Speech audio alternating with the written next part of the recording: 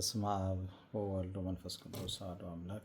የተከበራችሁ የግዕዝ ውዳሴ ማርያም ተማሪዎቻችን እንግዲህ የጀመርነውን የዘወትር ጸሎት ወይንም ጸሎት ዘዘወትር አትብ ገጽየን ብለናል። ከዚህ በፊት አንደኛ ክፍል ብለን ናኩተከ ብለናል። ሁለተኛ ክፍል ብለን አቡነ ዘበሰማያት ብለናል። ሶስተኛ ክፍል ብለን በሰላም ገብርኤል ብለናል። አራተኛ ክፍል ብለን ጸሎተ ሃይማኖትን ብለናል። አምስተኛ ክፍል ብለን ቅዱስ ቅዱስ ቅዱስን ስድስተኛ ክፍል ብለን ዛሬ እሰግድ ለአብን ሰባተኛ ክፍል ነው የምናየው። የዘወትር ጸሎት ክፍል ልንጨርስ የሚቀረን እንግዲህ ከዚህ በኋላ ስብሐት ለአብና ሰላም ለኪ እንዲሁም ጸሎተ እግዝእትነ ማርያም 3 ናቸው ማለት ነው። እንደተለመደው እንግዲህ እነዚህን የማንበቢያ ዘዴዎች እንዳትረሱ አደራ እያልኩ ነው የሚሄደው።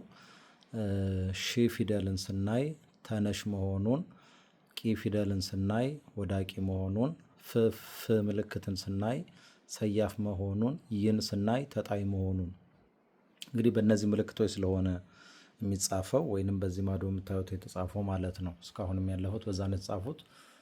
ፍና ሺ ያሉበት ቦታ ደግሞ ምንጊዜም ጠንካራ ድምፅ ይጠቀማል። ለምሳሌ ፍ ያለበትን ኪሩቤል እንላለን ማለት ነው። ሺ ያለበትን ደግሞ ጸለየ እንላለን ማለት ነው። ይኛውን ከዚህ ከተሰመረበት በታች ያሉት ደግሞ ቂና ይ ያሉበት ደግሞ ቂ ምንድነች ካልን ወዳቂ ማለት ነው። ይህ ደግሞ ምንድነች ተጣይ ማለት ነው። ይሄ ድምፁ ደግሞ የሁለቱ ድምፅ ደግሞ ላላ ያለ ነው ማለት ነው። አሃዱ ይላል ማለት ነው ቂ ያለበት፣ ማርያም ይላል ማለት ተጣይ። ስለዚህ አሃዱ ማርያም ብለን እናነባለን።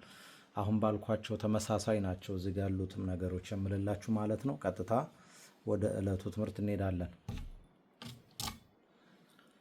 እሰግድ ለአብ ወወልድ ወመንፈስ ቅዱስ አሐተ ስግደተ።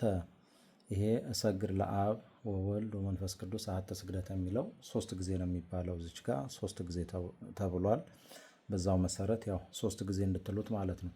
እንዘ አሃዱ ሰለስቱ ወንዘ ሰለስቱ አሃዱ ይሴለሱ በአካላት ወይትወሃዱ በመለኮት እሰግድ ለእግዝእትነ ማርያም ድንግል ወላዲተ አምላክ እሰግድ ለመስቀለ እግዚእነ ኢየሱስ ክርስቶስ ዘተቀደሰ በደሙ ክቡር መስቀል ኃይልነ መስቀል ጽንዕነ መስቀል ቤዛነ መስቀል መድኃኒተ ነፍስነ አይሁድ ክይዱ ንሕነሰ። ይሄንን ንሕነሰ የሚሉም አሉ፣ ግን ንሕነሰ አመነ ወእለ አመነ በኃይለ መስቀሉ ድህነ ይላል ማለት ነው። የዛሬው እሰግድ ለአብ።